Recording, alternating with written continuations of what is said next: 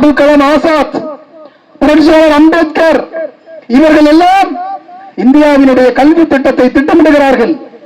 இந்தியாவினுடைய கல்வி திட்டத்தை திட்டமிட்டு ஒரு வரியை குறிப்பிடுகிறார்கள். அபுல் கலாம் ஆசாத்தும் பாபா சாஹேப் அம்பேத்கரும் ஒரு வரியை குறிப்பிடுகிறார்கள். எப்படி என்றால், இந்தியாவில் இருக்கக்கூடிய எல்லாருக்கும் கல்வி தர வேண்டும், எல்லாருக்கும் கல்வி தர வேண்டும் என்று குறிப்பிடுகிறார்கள்.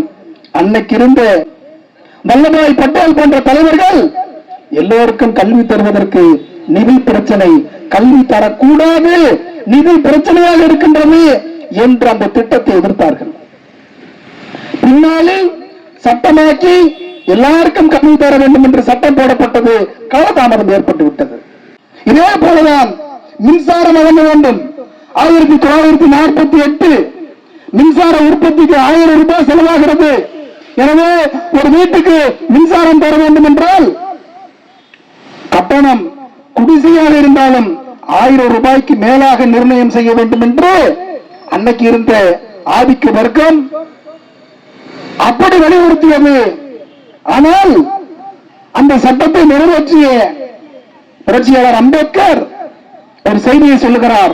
எல்லாருக்கும் மின்சாரம் கிடைக்க வேண்டும், எல்லாருக்கும் மின்சாரம் கிடைக்க வேண்டும். நன்றாக தெரிந்து கொள்ளுங்கள், எல்லாருக்கும் கிடைக்க வேண்டும். அடக்க விலையை விட குறைவாக பொதுமக்களுக்கு தர வேண்டும். அடக்க விலையை விட கூடுதலாக யாரிடத்தில் வசூல் செய்து கொள்ளலாம் என்றால் தொழில் நிறுவனங்கள், தொழிற்சாலைகள், வணிக நிறுவனங்களிடையே போய் அடக்க விலையை விட அதிகமாக வசூல் செய்யலாம். ஆனால் பொதுமக்களிடத்திலே, விளிம்பு நிலை மக்களிடத்திலே நாம் அடக்க விலையை விட குறைவாக கொடுத்துதான் மின்சாரத்தை நாம் மக்களிடையே கொண்டு சென்று கட்டணத்தை வசூல் செய்ய வேண்டும் என்று சட்டத்தை எளிமைப்படுத்தினார் அம்பேத்கர். இன்னைக்கு இருக்கக்கூடிய அரசாங்கம் என்ன சொல்லுகிறது? எல்லாருக்கும் பென்ஷன் இல்லை என்று சொல்லி இருக்கிறதா என்றால் இல்லை. இந்த முரண்பாடை புரிந்து கொள்ளுங்கள் தோழர்களே. அதற்காக தான் மின்சார செய்தி, அதற்காகத்தான் கல்வி சார்ந்த செய்தி. இப்பொழுது ஓய்வூதியம் என்பது எல்லாருக்கும் இல்லை என்று அவர்கள் சொல்லவே இல்லை. நீதித்துறையில் பணியாற்றக்கூடிய நீதிபதிக்கு உண்டு, மாவட்ட ஆட்சியரகத்தில் இருக்கக்கூடிய IAS ஆபீசருக்கு உண்டு, MLAவுக்கு உண்டு, MP-க்கு உண்டு. எல்லாருக்கும் இல்லை என்று பழைய பென்ஷன் திட்டம் இல்லை, எல்லாருக்கும் CPS என்று அவர்கள் சொல்லவில்லை. பழைய பென்ஷன் திட்டம் கலெக்டருக்கு உண்டு, IPS ஆபீசருக்கு உண்டு, அதற்கு அடுத்தாற் போல நீதிமன்றத்தில் பணிபுரியக்கூடிய நீதிபதிக்கு உண்டு, சட்டமன்ற உறுப்பினருக்கு உண்டு, நாடாளுமன்ற உறுப்பினருக்கு உண்டு, குறிப்பிட்ட பதவியில் இருப்பவர்களுக்கு மட்டும் உண்டு என்று சொல்லியிருக்கிறார்கள். நாம் என்ன சொல்லுகிறோம்?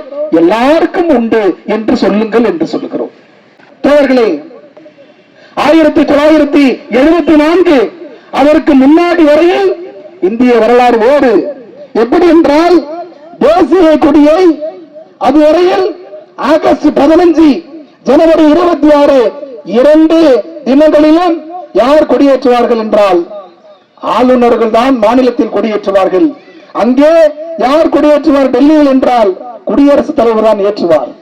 ஆனால் அதை ஒழித்து, அதை மாற்றி போராடி, ஜனநாயக வழியில் போராடி, அறவழியில் போராடி, சட்ட போராட்டம் நடத்தி ஆகஸ்ட் 15 மக்களால் தேர்ந்தெடுக்கப்பட்ட முதலமைச்சர் கொடியேற்றலாம் என்கிற ஒரு சட்டத்தை வாங்கி கொடுத்தவர் யார் என்றால் திமுகவினுடைய தலைவர், முன்னாள் முதலமைச்சர் கலைஞர் கருணாநிதி என்பது இன்றைக்கு இந்திய வரலாற்றில் இடம்பெற்றிருக்கிறது. இந்தியாவில் இருக்கக்கூடிய எல்லாருக்கும், எல்லா முதலமைச்சர்களுக்கும் கொடியேற்றக்கூடிய வாய்ப்பை பெற்று தந்த மகத்தான தலைவராக தலைவர் கலைஞர் இருக்கிறார். எனவே தமிழ்நாடு அரசு ஊழியர்களும் ஆசிரியர்களும் முதலமைச்சரை நாம் நம்புகிறோம். எல்லாருக்கும், எல்லா முதலமைச்சர்களுக்கும் கொடியேற்றக்கூடிய வாய்ப்பை தலைவர் கலைஞர் பெற்றுக் கொடுத்ததை போல எல்லா அரசு ஊழியர்களுக்கும், எல்லா ஆசிரியர்களுக்கும் பென்ஷன், பழைய பென்ஷன் உண்டு என்று சொல்லக்கூடிய ஒரு தலைவராக, புரட்சி தலைவராக தமிழ்நாடு முதலமைச்சர் ஸ்டாலின் இருக்க வேண்டும் என்று சொல்லி விடைபெறுகிறேன். நன்றி, வணக்கம்.